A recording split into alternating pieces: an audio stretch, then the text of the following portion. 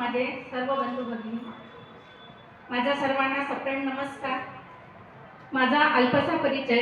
माझं नाव सरला शामरावजी चावड, सहाय्यक शिक्षिका, नेताजी विद्यालय राळेगाव, तालुका राळेगाव, जिल्हा यवतमाळ.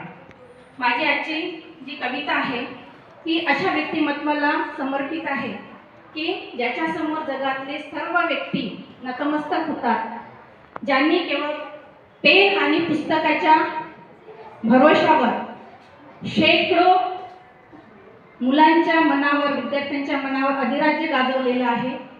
अशा या शिक्षकाला केवळ 12 ओळीत आणि 51 शब्दामध्ये मांडण्याचा मी प्रयत्न केलेला आहे. माझ्या कवितेचं शीर्षक आहे शिक्षक. तंत्रज्ञानाच्या नवयुगात जरी संगणकीय स्वप्न झाले साकार. तंत्रज्ञानाच्या नवयुगात जरी संगणकीय स्वप्न झाले साकार. मूल्य विचार आणि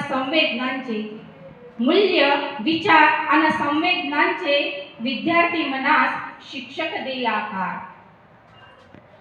क्षमता कौशल्यांचे सूक्ष्म निरीक्षण मार्गदर्शकन नवप्रेरक सल्लागार. शिक्षक असतात नवप्रेरक सल्लागार. क्षमता कौशल्यांचे सूक्ष्म निरीक्षण मार्गदर्शकन नवप्रेरक सल्लागार. संस्कृतीचा असे वाहक अन समाजाचा तो बदलकार. शिक्षक संपूर्ण समाजाचा बदलकार असतो. क्षमता कौशल्यांचे सूक्ष्म निरीक्षण मार्गदर्शक अन नवप्रेरक सल्लागार. संस्कृतीचा असे वाहक अन समाजाचा बदलकार. स्वअस्तित्व जागविणारा मानवतेचा तो शिल्पकार. स्वअस्तित्व जागविणारा मानवतेचा तो शिल्पकार. साधने बदलो वा काळ कितीही दिशादर्शक असतो शिक्षक.